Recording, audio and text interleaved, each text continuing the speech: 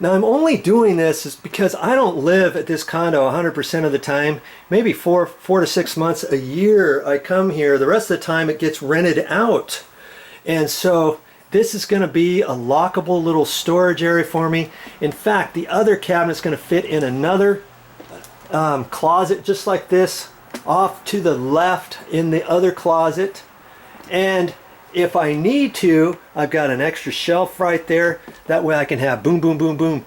You know, I can have more shelves in the other one if I want.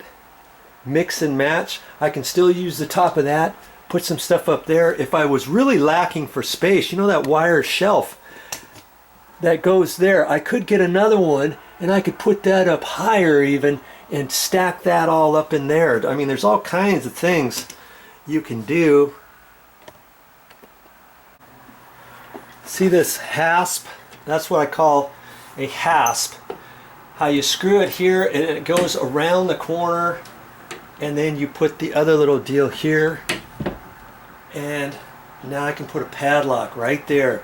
And I went to the store and I got 2 padlocks with the same key. So in the other closet, the same setup, just like that.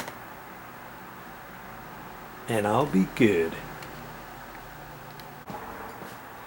Hey, well, that's all I got for this time. But I'll be back with more videos.